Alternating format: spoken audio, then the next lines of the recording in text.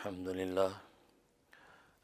لله نحمده ونستعينه ونستغفره ونؤمن به ونتوكل عليه ونعوذ بالله من شرور أنفسنا ومن سيئات أعمالنا من يهده الله فلا مضل له ومن يضلله فلا هادي له ونشهد أن لا إله إلا الله وحده لا شريك له ولا نظير له ولا مثل له ولا مثال له ونشهد أن سيدنا وسندنا وشفيعنا وشفيع أمرنا وحبيبنا وحبيب ربنا ومولانا محمدا عبده ورسوله أرسله الله إلى كافة للناس بشيرا ونذيرا وداعيا إلى الله بإذنه وسراجا منيرا أما بعد فأعوذ بالله من الشيطان الرجيم بسم الله الرحمن الرحيم والذين يؤمنون بما أنزل إليك وما أنزل من قبلك وبالآخرة هم يوقنون صدق بزرگان محترم، برادران عزیز اور میری اسلامی بہنیں، اللہ تبارک و تعالی نے انسان کی تخلیقی بناوٹ ایسی رکھی ہے کہ اس کی فطری صلاحیتوں کو دیکھ کر پتہ چلتا ہے کہ اللہ تبارک و تعالی نے انسان کو ایک طالب علم بنایا ہے، اور طالب علم انسان کی گھٹی میں ڈالا ہے، اس لیے کہ انسان کو جتنی بھی ظاہری صلاحیتیں دی ہیں یا باطنی قوتیں انسان کو دی گئی ہیں، ان سے بظاہر مطلوب ایک ہی چیز نظر آتی ہے، اور وہ ہے علم حاصل کرنا۔ اس لیے کہ علم ہی وہ ایک ایسی خوبی ہے کہ جس کی وجہ سے انسان کو اشرف المخلوقات قرار دیا گیا، اور آدم علیہ السلام کو نیابت اور خلافت کا تاج ملا۔ چنانچہ آدم علیہ السلام علم کے زور پر ہی ملائکہ پر فوقیت حاصل کرتے ہیں، اور علم کے امتحان میں وہ کامیاب اور کامران ہوتے ہیں۔ تو گویا کہ انسان کی فضیلت کا مدار علم پر تھا، اس لیے اللہ تبارک و تعالی نے انسان کی جتنی فطری صلاحیتیں تھیں، ظاہر باطن کے جتنے حواس تھے، اس کے اندر طلب علم کی خوبی رکھ دی۔ چنانچہ انسان کو اللہ نے آنکھیں دیں، آنکھوں کے اندر گویا کہ قوت باصرہ رکھی ہے، تو دیکھی جانے والی چیزوں کا علم انسان آنکھ کے ذریعے سے حاصل کرتا ہے۔ کان میں قوت سامع رکھی ہے، تو سنی جانے والی چیزوں کا علم انسان کان کے ذریعے سے حاصل کرتا ہے۔ زبان دی ہے، زبان میں قوت ذائقہ اور قوت گویائی رکھی ہے، گویا کہ بولی جانے والی چیزوں کا علم انسان زبان سے حاصل کرتا ہے۔ ناک میں قوت شامہ رکھی ہے، سونگھی جانے والی چیزوں کے علم ناک کے ذریعے سے حاصل کرتا ہے۔ باقی بدن کے اندر حاسہ رکھا ہے، محسوس ہونے کی لامسہ کی قوت رکھی ہے، تو چنانچہ وہ چیزیں جو چھوئی جانے والی ہیں، تو چھوئی جانے والی چیزوں کا علم انسان چھو کر حاصل کرتا ہے۔ تو گویا کہ یہ حواس خمسہ ظاہرہ اللہ تبارک و تعالی نے جو عطا کیے ہیں، ان میں سے کسی ایک بھی حادثے کو دیکھیں تو پتہ چلتا ہے کہ ہر حادثہ مستقل ایک طالب علم ہے۔ آنکھ بھی علم حاصل کرتی ہے، کان بھی علم حاصل کرتا ہے، زبان بھی علم حاصل کرتی ہے، ناک بھی علم حاصل کرتا ہے، قوت لامسہ بھی علم حاصل کرتی ہے۔ تو گویا کہ تمام قوت انسان کی علم حاصل کر رہی ہے۔ اور پھر عجیب بات یہ ہے کہ انسان کے اندر جستجو بھی علم کی رکھ دی ہے، کہ علم حاصل کرنے کی جستجو اور لگن بھی انسان کے اندر اللہ تبارک و تعالی نے پیدا کر دی کہ انسان اس جستجو کے نتیجے میں آنکھ کے ذریعے سے دیکھی جانے والی چیزوں کا علم حاصل کرتا ہے، کان کے ذریعے سے مسموعات کا علم حاصل کرتا ہے، ناک کے ذریعے سے مشمومات کا علم حاصل کرتا ہے۔ تو گویا کہ جتنی قوتیں ان کے اندر جستجو رکھی ہے، اس جستجو کے نتیجے میں وہ علم کو حاصل کرتا ہے۔ یہاں تک کہ اگر راستے میں چلا جاتا ہو اور چند لوگ کھڑے ہو کر آسمان کی طرف دیکھ رہے ہوں تو یہ بھی چل کر ان کے پاس کھڑا ہو کر آسمان کی طرف دیکھتا ہے اور پوچھتا ہے کہ بھئی کیا بات ہے۔ یہ جو ایک جستجو، ایک فکر ہے، ایک نئی چیز کی خبر حاصل کرنے کی جو ایک خوبی ہے، یہ صرف انسان کے اندر پائی جاتی ہے، حیوانات کے اندر نہیں ہے۔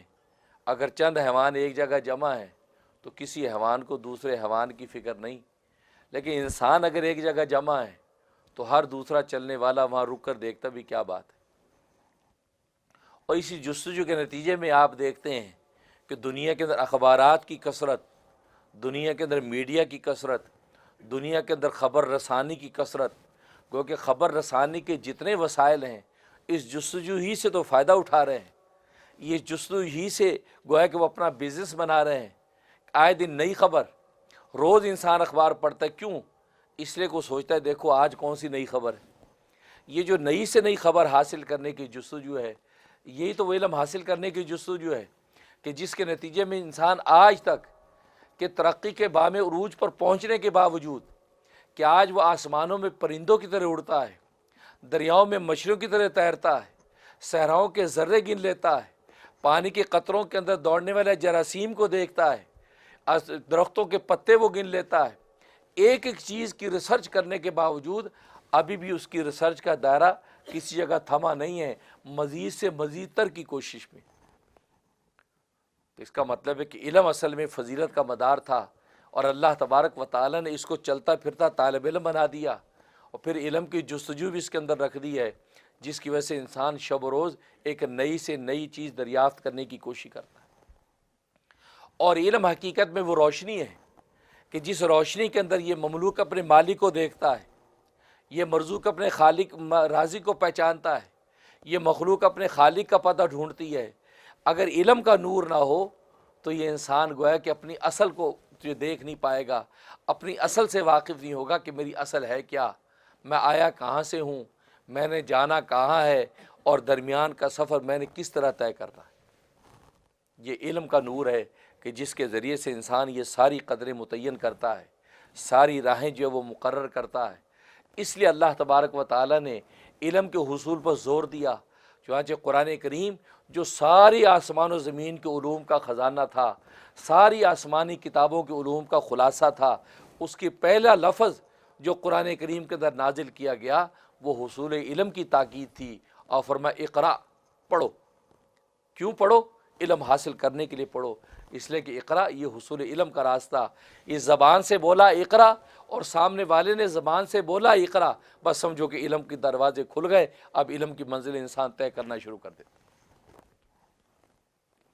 تو گویا کہ اقرا کہنے والے زبان سے اقرا کہا، سامنے طالب علم نے اقرا کو کان سے سنا اور پھر اپنی زبان سے اس کو جب دہرایا تو گویا کہ اب علم کا دروازہ کھلا۔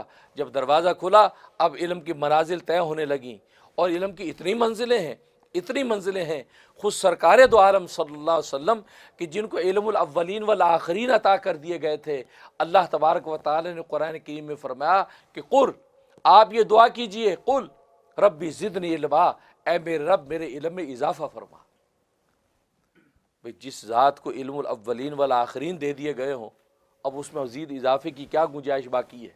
نہیں، اس کا مطلب یہ کہ علم کی منزلیں ابھی باقی ہیں، علم کی منزلیں فنا ہونے والی نہیں ہیں۔ انسان تو فنا ہو جائیں گے لیکن علم کی منزلیں فنا ہونے والی نہیں۔ اللہ تبارک و تعالیٰ کے پاس اتنی علم کی منزلیں ہیں کہ انسان اس کا تصور نہیں کر سکتا۔ اس لیے پیغمبر سے کہا باوجود اس کے کہ علم الاولین والآخرین تجھے دے دیے گئے ہیں، پھر بھی تو مجھ سے یہ مانگ کہ ربی زدنی علما، اے اللہ، اے میرے رب میرے علم کے اندر اضافہ فرما۔ گویا کہ جتنی منازل علم مجھے تو نے عطا کر دی، اس کے بعد کتنی اور منزلیں ہیں، اے اللہ ان منزلوں پر بھی فائز فرما۔ چنانچہ وہ واقعہ آپ جانتے ہیں کہ جب حضرت موسیٰ علیہ الصلوۃ والسلام نے کہہ دیا تھا انا عالم، حدیث میں آتا ہے اور قرآن کریم کے اندر اس کا واقعہ موجود ہے سورہ کہف میں۔ حضرت موسیٰ علیہ السلام نے بڑی زوردار تقریر کی، بڑے علوم و معارف بہائے، گویا کہ آخر انسانوں کو آنکھوں سے نظر آنے لگی اور علوم و معارف کے دریا بہنے لگے۔ تو یہ تقریر سن کر ایک نوجوان کھڑا ہوا، کہا کہ اے موسیٰ، اس روئے زمین پر تجھ سے بڑا کوئی عالم ہے؟ اس لیے کہ تیرا علم، تیری باتیں اور تیرے حقائق جو رموز تو نے آج بیان کیے ہیں، آج تک ہم نے سنے نہیں، کیا تجھ سے بھی بڑا عالم کوئی ہے؟ تو انہوں نے کیا فرمایا؟ لا، مجھ سے بڑا کوئی عالم نہیں، مجھ سے بڑا کوئی عالم نہیں۔ حالانکہ انہوں نے سچ فرمایا، کیونکہ پیغمبر جو ہوتا ہے وہ اپنے وقت میں سب سے بڑا عالم ہوتا ہے، روئے زمین پر اس سے بڑا کوئی عالم نہیں ہوتا۔ لیکن اللہ تبارک و تعالیٰ کو یہ انداز پسند نہیں آیا کہ موسیٰ تو نے مخلوق کو دیکھ کر، اس روئے زمین کو دیکھ کر کہہ دیا لا عالم ہوں، کہ میں اپنے سے بڑا کسی عالم کو جانتا ہی نہیں، مجھ سے بڑا کوئی عالم نہیں۔ تو پیغمبر تھا، تو ہر وقت میری حضوری کے مقام میں تھا، مخلوق پر نہیں، تیری نگاہ خالق پہ ہونی چاہیے تھی۔ جب خالق پر تیری نگاہ ہوتی تو تجھے اپنا علم ہیچ لگتا اور خالق کا علم ایک دریا لگتا، تو کہہ دیتا اللہ عالم، اللہ سب سے بڑا عالم۔ لیکن تو نے یہ نہیں کہا، تو میں تجھے بتاتا ہوں تجھ سے بڑا عالم موجود ہے۔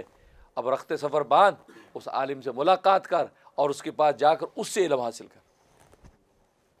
دیکھا، اللہ کو پہچاننا، اللہ کی معرفت، یہ آسان کام نہیں ہے۔ اب رخت سفر باندھا، حضرت خضر سے ملاقات ہوئی۔ اس واقعے کو تفصیل سے بتانا مطلوب نہیں ہے، اپنے وقت پہ آئے گا تو بتاؤں گا اس کے حقائق اور رموز۔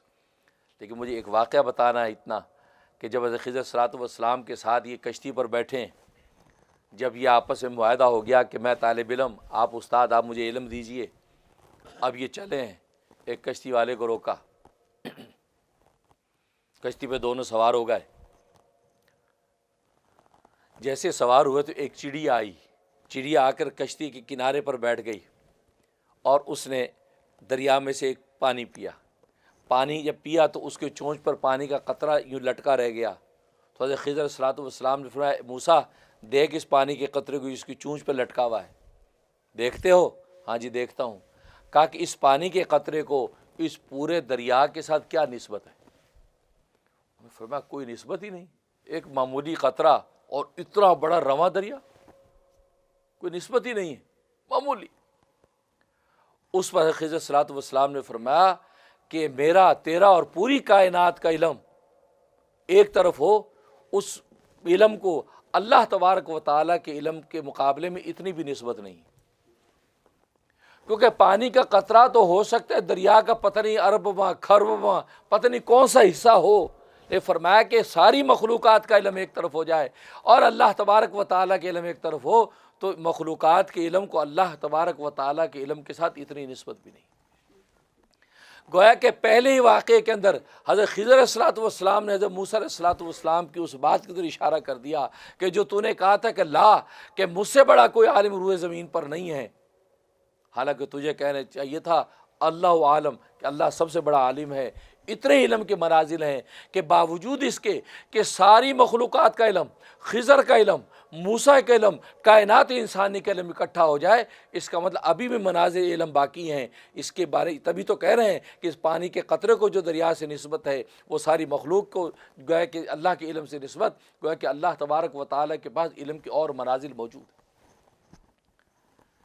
اس لیے اللہ تبارک و تعالیٰ نے انسان کو سراپا طالب علم بنا دیا ہے، سراپا علم، اور جستجو پیدا کر دی، انسان جگہ جگہ جا کے علم حاصل کرتا ہے، بات میں ایک نئی خبر معلوم کرنا چاہتا ہے، جس کی وجہ سے انسان کا علم آج روز بروز بڑھتا چلا جا رہا ہے۔ علم کی مقدار، علم کی کمیت، علم کی کیفیت روز بروز ترقی کرتی نظر آتی ہے۔ تو اس لیے فرمایا تھا کہ والذین یؤمنون بالغیب، الذین یؤمنون بالغیب، کہ متقین جو تقوی والے ہیں، تقوی والے ان کی ڈیفینیشن کیا، ان کے اوصاف کیا ہیں؟ میں نے بتایا تھا 5 اوصاف ذکر کیے۔ اے فرمایا الذین یؤمنون بالغیب، یہ غیب پر ایمان رکھتے ہیں۔ اس لیے کہ جب علم کی روشنی ملی، علم کی روشنی ملنے کے بعد اب انسان ایمان لاتا ہے، ایمان لاتا ہے۔ جب اس علم کی روشنی میں اپنے مالک کو پہچانتا ہے تو کہہ دیتا آمنا، اے رب کریم میں تجھ پر ایمان لایا، آمنت باللہ و ملائکتہ و کتبہ و رسلہ، یہ کہہ کے گویا کہ وہ علم کی روشنی کا صحیح فیض حاصل کر کے اب ایمان لاتا ہے۔ اس لیے کہ ایمان کے لیے پہلے تو علم چاہیے۔ علم جب انسان کو ہوگا، جب یہ مملوک اپنے مالک کو پہچانے گا، اب تو ایمان کے اظہار کرے گا۔ اس سے علم بنیاد ہے، بنیاد۔ اور قرآن کریم سارے کے سارے علوم کا خزانہ۔ تو علم کے نتیجے میں کہا کہ اللہ زین یؤمنون بالغیب، کہ وہ لوگ ہیں جو غیب پر ایمان رکھتے، ایمان کی دولت ملی، علم کی برکت سے ایمان کی دولت ملی۔ جس نے نبی کو پہچانا نہیں اس کو ایمان نہ ملا، جس نے نبی کو پہچان لیا ان کو معرفت حاصل ہوئی، اس معرفت کے نتیجے میں اب فوراً ایمان لے آئے۔ تبھی تو سرکار دو عالم صلی اللہ علیہ وسلم نے طائف کے موقع پہ کہا تھا کہ طائف کی پہاڑیوں میں، طائف کے اندر جب آپ پر پتھر برسائے گئے، آپ کی پنڈلیاں لہولہان ہو گئیں، آپ کو گئے کہ استہزاء اڑایا گیا، ٹھٹھے اڑائے گئے، تو آپ کو فرشتے نے آ کے کہا اجازت دیجئے طائف کی دو پہاڑیوں کے اندر میں ان کو مسل دوں، اتنا ظلم کر رہے ہیں اپنی نبی پر۔ تو کیا فرمایا؟ فرمایا انہم قومی لا یعلمون، یہ میری وہ قوم ہے جو مجھے جانتی نہیں، یہ مجھے جانتے نہیں ہیں۔ تو گویا کہ لا یعلمون فرمایا علم نہیں ہے ان کو۔ اگر ان کو میرا علم ہوتا کہ میں کون ہوں، میں نبی آخر الزمان ہوں، اللہ کی طرف سے بھیجا ہوا ہوں، تو پھر یہ صورتحال پیش نہ ہوتی، بلکہ میرے پاؤں دھو دھو کر پیتے اور یہ مجھ پر ایمان لے آتے، اشہد ان لا الہ الا اللہ و اشہد ان محمد رسول اللہ کہہ کے یہ حلقہ اسلام کے اندر داخل ہو جاتے۔ لیکن چونکہ ان کو علم نہیں ہے، یہ مجھے جانتے نہیں ہیں، اس وجہ سے ایمان کی دولت سے محروم نظر آتے۔ تو گویا کہ علم کی روشنی میں اب اس کے بعد ایمان، سب سے پہلے ایمان لاتا ہے اللہ۔ اور ایمان کے اللہ نے دو رکن رکھے ہیں۔ ایمان کے ایک رکن العظمت للہ، اللہ کی عظمت، دوسرا رکن الشفقۃ علی خلق اللہ، اللہ کی مخلوق پر شفقت۔ گویا کہ اللہ کی عظمت، عظمت الہی، یہ اس کا پہلا رکن، اور دوسرا شفقت المخلوق، گویا کہ خدمت خلق، یہ اس کا دوسرا رکن۔ یہ دو رکن جب اس کے مکمل ہوتے تو ایمان مکمل ہوتا ہے۔ اگر العظمت للہ تو ہے لیکن الشفقۃ علی خلق اللہ نہیں ہے تو معلوم ہے کہ ایمان کے دونوں رکن مکمل نہیں، لہذا اس کا ایمان ناقص۔ اور الشفقۃ علی خلق اللہ تو ہے لیکن العظمت للہ نہیں ہے تو بھی ایمان ناقص۔ اور اگر دونوں نہیں ہیں تو سرے سے ایمان ہی نہیں ہے۔ اور آج دنیا کے اندر جو فساد نظر آتا ہے، اس فساد کی بنیاد یہی ہے کہ یا تو العظمت للہ ہے، الشفقۃ علی خلق اللہ نہیں ہے، یا الشفقۃ علی خلق اللہ ہے، العظمت للہ نہیں ہے، جس کے نتیجے میں آج پوری کی پوری دنیا کا معاشرہ غیر متوازن نظر آتا ہے۔ گویا کہ بیلنس نہیں ہے، ڈس بیلنس ہو گیا، کیونکہ جب دونوں کے دونوں رکن اگر مکمل ہوتے تو مغرب کا معاشرہ ہو یا مشرق کا معاشرہ ہو، دونوں معاشروں کے اندر یہ دونوں رکن اگر مکمل ہوتے تو نتیجہ کیا ہوتا؟ یہ پوری کی پوری انسانی کی سوسائٹی بالکل متوازن ہوتی، اور جب متوازن ہوتی تو عدل و انصاف کا راج ہوتا، عدل و انصاف کا جب راج ہوتا تو ظلم کا قلع کما ہو جاتا، اور جب ظلم نہیں رہا تو ہر حق والے کو اس کا حق ملتا۔ لیکن آج ہم مغربی دنیا اٹھا کے دیکھیں تو یہاں الشفقۃ علی خلق اللہ تو ہے، خدمت خلق کا عالم یہ کہ راہ میں چلنے والا چوہا مرنے نہیں دیتے، بلی کا آپریشن کرتے ہیں، کتے کی پٹی باندھتے ہیں، گویا کہ جانوروں کے ہاسپٹل، جانوروں کی مرہم پٹی، ان کو ٹیکے لگائے جا رہے ہیں، ان کے ناخن کاٹے جا رہے ہیں۔ گویا کہ مخلوق خدا پر تو شفقت کا عالم یہ، لیکن اس مخلوق کے خالق کو پہچانتے نہیں، اپنے رب کو جانتے نہیں ہیں کہ جس نے یہ مخلوق پیدا کی، جس نے ان کتوں کے اندر وفا رکھی، جس نے بلیوں کے اندر صلاحیت رکھی، جنہوں نے جانوروں کے اندر حسن و خوبصورتی رکھی، جنہوں نے کوئل کی کوکو کے اندر حسن و جمال رکھا، رانائی رکھی، اس کو پہچانتے نہیں ہیں۔ تو دیکھو یہاں پر شفقت، ویلفیئر کے اتنے ادارے آپ کو نظر آتے ہیں کہ کہیں جانوروں، کہیں انسانوں، کہیں بھوکھوں، کہیں ننگوں کی خدمت کرتے نظر آتے ہیں، لیکن اللہ تبارک و تعالیٰ کو پہچانتے نہیں، عظمت نہیں ہے، لہذا ایمان کا رکن مکمل نہ ہونے کی وجہ سے یہاں کا معاشرہ ڈس بیلنس۔ اور اگر مشرقی معاشرہ اٹھا کے دیکھ لیں، مشرقی دنیا اٹھا کے دیکھ لیں، وہاں العظمت للہ تو بہت نظر آتی ہے، اللہ کی عظمت کا عالم یہ کہ سجدوں سے اٹھتے نہیں ہیں، رکوع سے جھکے ہیں تو جھکے رہتے ہیں، زبان پر ہر وقت تسبیح، ہاتھ میں ہر وقت تسبیح، خدا کی ہر وقت یاد کا عالم یہ لبیک اللہم لبیک لبیک لا شریک لک لبیک ان الحمد والنعمت لک والملک لا شریک لک کے نعرے لگاتے ہوئے اس رب کے لیے دوڑتے ہیں، لیکن مخلوق پر شفقت نہیں ہے۔ گویا کہ جیسی ہونی چاہیے تھی الشفقۃ علی خلق اللہ، اس کا حق ادا نہیں ہوتا، جس کے نتیجے میں وہاں بھی ظلم نظر آتا ہے، وہاں بھی امن و عاشی نظر نہیں آتی، وہاں بھی حق مارے جاتے ہیں، وہاں بھی گردنیں کاٹی جاتی ہیں، وہاں بھی مظلوم کو ظلم کی چکی پہ پیسا جاتا ہے۔ تو معلوم کہ وہ العظمت للہ ہے لیکن الشفقۃ علی خلق اللہ نہیں۔ لیکن اگر مغربی دنیا کی الشفقۃ علی خلق اللہ ہو اور مشرقی دنیا کا العظمت للہ ہو، یہ دونوں اگر مل جائیں تو سمجھو اب معاشرے کا جو ایقان، اب معاشرے کا ایمان، اب معاشرے کا وہ اعتماد، اب معاشرے کا عدل انصاف کا ترازو مکمل ہو جاتا۔ لیکن جب تک یہ مکمل نہیں ہوگا اس وقت تک یہی حال رہے گا۔ تبھی تو حدیث میں آتا ہے حضرت مہدی علیہ رضوان آئیں گے جو اس کی تکمیل کریں گے، کہ وہاں العظمت للہ بھی ہوگا اور الشفقۃ علی خلق اللہ بھی ہوگا۔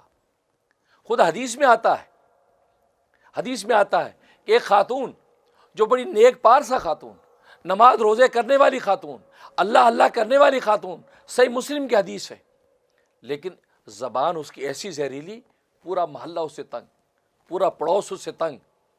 اور ایک خاتون ایسی، اس کی گھنٹے دار نماز، فرائض بس پورے کرتی ہے، نہ نوافل ہیں، نہ اذکار ہیں، نہ نفلی روزے ہیں، نہ لمبی لمبی باتیں ہیں، نہ لمبی لمبی تلاوتیں ہیں، لیکن اس کی زبان کی مٹھاس، اس کے اخلاق کی خوبصورتی ایسی کہ پڑوسی بھی خوش، محلہ بھی خوش، اور کسی کو ایذا دینے والی نہیں۔ سرکار دو عالم صلی اللہ علیہ وسلم سے پوچھا، اے اللہ کے حبیب، ان دونوں کے بارے میں ذرا فیصلہ فرمائیے، ان دونوں کے بارے میں آپ کیا ارشاد فرماتے ہیں؟ فرمایا پہلی عورت جو العظمت للہ سے بھری ہوئی ہے، ہر وقت سجدوں میں ہے، لیکن مخلوق کو ایذا دیتی ہے، فرمایا وہ جہنم کے ایندھن میں گرے گی، وہ جہنم کے ایندھن میں گرے گی۔ اور دوسری خاتون جس کی بس گھنٹے دار نماز، موٹے موٹے فرائض پورے کرتی ہے بس، لیکن نوافل اذکار نہیں ہے، لیکن فرمایا کہ مخلوق کے حقوق کو ادا کرتی ہے، گویا کہ ہمسائے کے ساتھ حسن سلوک کرتی ہے، تو گویا فرمایا کہ وہ اس کی وجہ سے جنت میں داخل ہوگی۔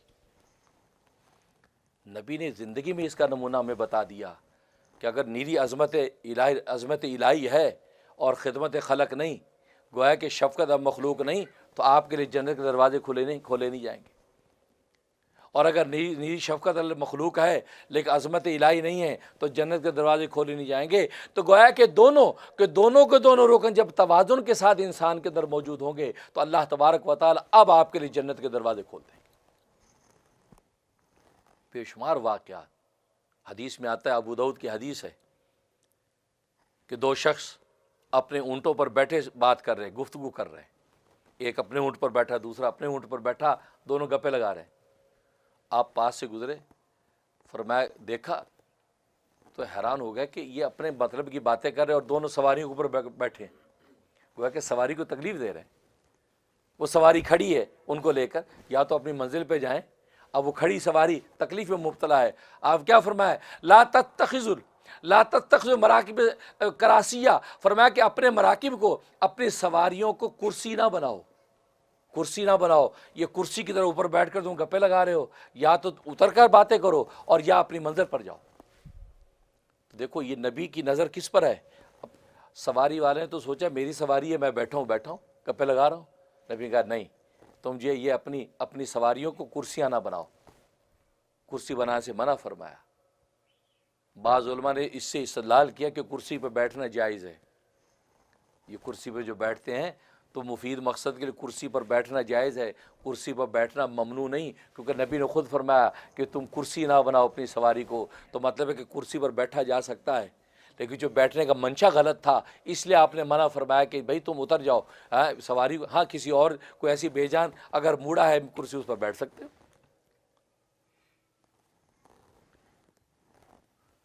تو خیر، تو کہنے کا مقصد ہے کہ نبی کریم صلی اللہ علیہ وسلم نے خود اپنے عمل سے بتا دیا کہ سواری وہ بھی ایک مخلوق ہے، اس مخلوق پر شفقت، اس کو ایذا نہ دے۔ بے شمار آج تو کہنے کا مقصد یہ، تو ایمان کے دو رکن، ایک عظمت العظمت للہ اور دوسرا الشفقۃ علی خلق اللہ، یہ دونوں رکن مکمل ہو گئے۔ لہٰذا اسی پر انسان جائزہ لیتا رہے کہ میری عظمت الہی کا لیول کیا ہے اور میری خدمت خلق اور شفقت علی المخلوق کا لیول کیا ہے. اگر دونوں متوازن ہیں تو سمجھو آپ کا ایمان مکمل ہے. اگر یہ متوازن نہیں تو پھر آپ کا ایمان مکمل نہیں ہے، ناقص ہے. اور آج میں نے بتایا کہ اس وقت پوری دنیا میں فساد، دنیا کے اندر لوٹ کھسوٹ، دنیا کے اندر جو مار دھاڑ ہے، اس کا علاج ایک ہی ہے. اگر ایمان کے ان دونوں رکنوں کو مکمل کر لیں تو پوری دنیا کے اندر یہ بگاڑ اور یہ فساد جو ہے امن اور آشتی کے اندر بدل سکتا ہے، اور دنیا کے اندر ہر حق والے کو اس کا حق مل سکتا ہے. اسے فہم الذین یؤمنون بالغیب، کہ ایمان رکھتے ہیں غیب پر، یعنی جو نظر نہیں آتی اس پر ایمان رکھتے ہیں. وَيُقِيمُونَ الصَّلَاةَ، اور نماز قائم کرتے ہیں.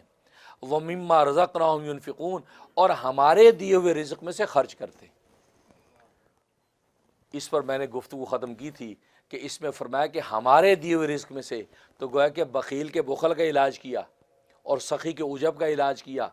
کہ بخیل جو اللہ کے راستے میں دیتا نہیں تو اس کے بخل کا علاج کیا کہ بھئی یہ ہمارا دیا ہوا رزق ہے، ہمارا رزق ہے، اس میں سے اگر اللہ کے راستے میں دیتا ہے، کسی فقیر کو دیتا ہے، اللہ کی عظمت کے لیے خرچ کرتا ہے، اللہ کی مخلوق کی خدمت کے لیے خرچ کرتا ہے، تو تجھے پریشانی کیا ہے؟ یہ ہمارا رزق ہے، تو آگے خرچ کر.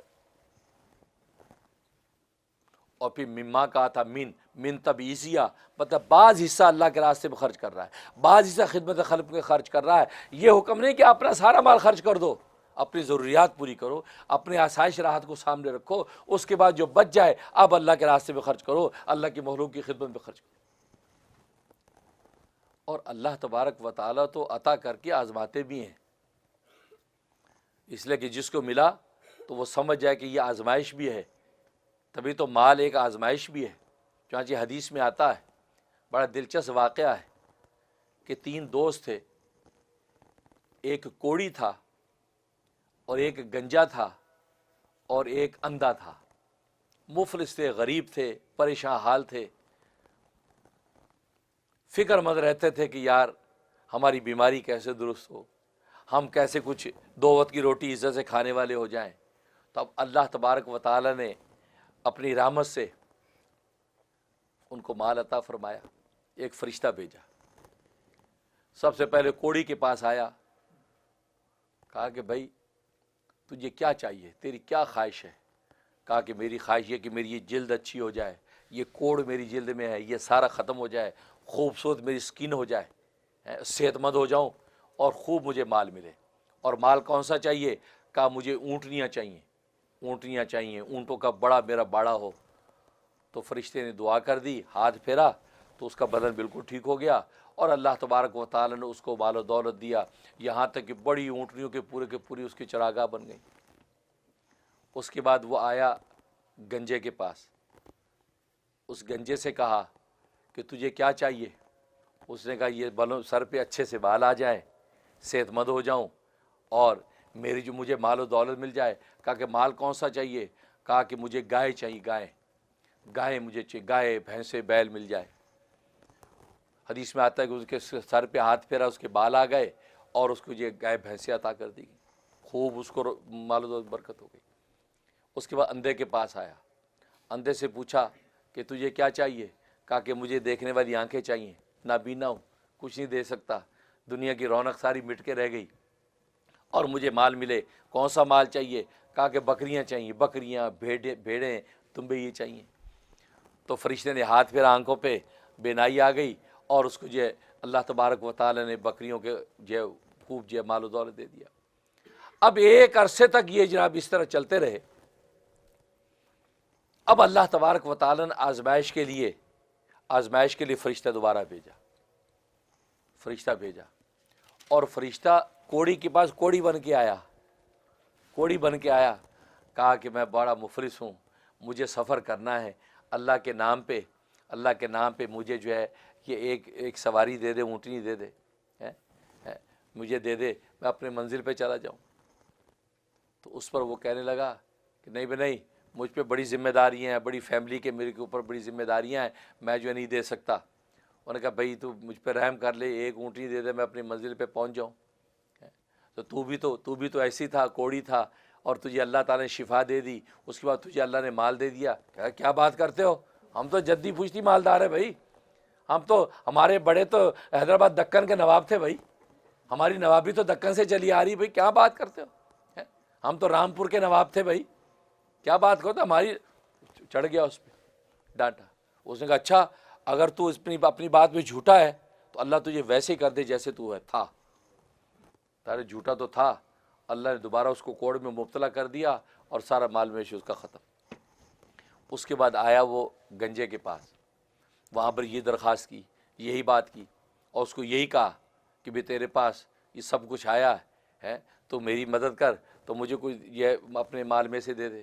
اس نے وہی بات کی، بڑی ذمہ داریاں ہیں، بڑے پرابلم ہیں، بڑی پریشانیاں ہیں، نہیں کچھ کر سکتے۔ آج ہوتے ہیں بہت سے لوگ بہانے کرتے ہیں، اجی کیا کریں، میں ضرور مدد کرتا۔ آپ نے کہا سبحان اللہ ضرور کرتا، لیکن کیا کروں، مجھ پہ اتنا قرضہ ہے، اتنا لون ہے، یہ دینا ہے وہ دینا، بہانے کرتے ہیں۔ تو وہی کیا، انہوں نے کہا اگر تو اپنی بات کے اندر جھوٹا ہے اللہ تجھے ویسے کر دے جیسے تھا۔ وہ پھر سے وہ گنجا ہو گیا اور جناب اسی طرح کے سارا مال مویشی ختم۔ تیسرے کے پاس آیا، نابینے کے پاس، اس کو آ کے اس نے کہا کہ بھئی مجھے کچھ دے دے، میں مفلس غریب ہوں۔ تو اس نے کہا ہاں ہاں، اور کہا کہ تجھے بھی تو اللہ نے دیا، تو بھی تو پہلے ایسے ہی تھا۔ کہا کہ بالکل سچ کہا، میں نابینا تھا، اللہ نے مجھے بینا کر دیا، میں مفلس تھا، اللہ نے مجھے مالدار کر دیا۔ کہا کہ میرا یہ سارا مال مویشی کھڑا ہے، اللہ کے اس مال میں جتنا چاہے لے جا، تو زیادہ لے گا تو میں خوش ہوں گا، تو کم لے گا تو میں خوش نہیں ہوں گا، زیادہ سے زیادہ لے جا، کیونکہ مجھے اللہ نے ایسے رکھا تھا اور اللہ نے مجھے دیا ہے، اللہ کا دیا مال ہے، اللہ کے راستے میں دے رہا ہوں، لے جا۔ بس فرشتے نے کہا بس اللہ تجھے خوش رکھے، تجھے اللہ ایسے قائم و دائم رکھے اور تیرا مال میں اسی طرح برکت رازق دے۔ تو اللہ تبارک و تعالی اس نابینا کو اسی طرح بینا رکھا اور اس کے مال و مویشی میں اور برکت عطا کر دی۔ تو دیکھیے مما رزقناہم ینفقون، ہمارے دیے رزق میں سے رزق اللہ دیتے ہیں۔ کبھی یہ نہ سمجھو کہ ہماری محنت کی کمائی ہے، اگر محنت سے ملتا تو کتنی محنتی مفلس پھرتے ہیں، اگر طاقت سے ملتا کتنے طاقتور فقیر پھرتے ہیں، اگر خوبصورتی سے ملتا کتنے خوبصورت جو ہے مانگتے پھرتے ہیں، اگر عقل و فہم سے ملتا کتنے عقل مند جو ہے وہ مفلس پھرتے ہیں، ان کو کھانے پینے کی دو وقت کی روٹی نہیں۔ لیکن اللہ تبارک و تعالیٰ کا فیصلہ ہے۔ کسی نے بڑی اچھی بات کہی کہ اگر محنت سے مالدار ہوتا تو گدھا سب سے زیادہ مالدار ہوتا، اس لیے کہ گدھے سے زیادہ محنت کوئی نہیں کرتا۔ ہمارے یہاں کے ملکوں میں تو گدھے آپ نے دیکھے نہیں، اپنے ملکوں میں تو گدھے صبح شام جو مال ڈھوتے ہیں، کئی کی من کی چیزیں جو اپنی گدھا گاڑی پہ سوار کر کے لے جاتے ہیں، کتنی محنت کرتا گدھا۔ تو اگر محنت سے ملتا تو گدھے سے زیادہ مالدار کوئی نہ ہوتا۔ تو معلوم ہوا کہ آسمانوں پہ فیصلے ہیں، اللہ تبارک و تعالی نے تقدیر کے نوشتے میں فیصلے کر رکھے ہیں، لہٰذا اس لیے فرمایا مما رزقناہم ینفقون، ہمارے دیے ہوئے رزق میں سے وہ خرچ کرتے ہیں۔ لہٰذا بخیل بخل نہ کرے، اور سخی جو ہے وہ اپنے عجب پر ناز نہ کرے، عجب نہ کرے، اس لیے کہ وہ سخی جب دیتا ہے وہ یہ سوچے میں نے اللہ کے راستے میں اتنا دیا، نہیں وہ ہمارا دیا ہوا دیا، تو نے اپنی جیب سے تو نہیں دیا، لہذا اس کے عجب کا علاج ہو گیا۔ اس لیے یہی عنوان اختیار فرمایا کہ ہمارے دیے رزق میں سے یہ لوگ خرچ کرتے ہیں۔ اس کے بعد فرمایا کہ والذین یؤمنون بما انزل الیک، اب ان کے ایمان کا ایک اور اگلا وصف بیان فرمایا۔ اللہ سے دعا ہے کہ اللہ تبارک و تعالیٰ فکر آخرت ایسی پیدا کر دے کہ ہماری نمازوں میں رونق آ جائے، ہمارے روزوں میں جان پیدا ہو جائے، ہمارے انفاق فی سبیل اللہ کے اندر طاقت ہو، ایمانوں کے اندر قوت ہو، اس لیے کہ فکر آخرت کے وہاں جواب دینا ہے، قبر سنوارنی وہاں جواب دینا ہے۔ یہ غفلت کا پردہ ہم سے ہٹ جائے تو پھر دیکھو دنیا کے اندر اللہ تبارک و تعالیٰ جنت کا مزہ دے دیں گے۔ اللہ تبارک و تعالیٰ عمل کی توفیق عطا فرمائے۔ وآخر دعوانا الحمد للہ رب العالمین۔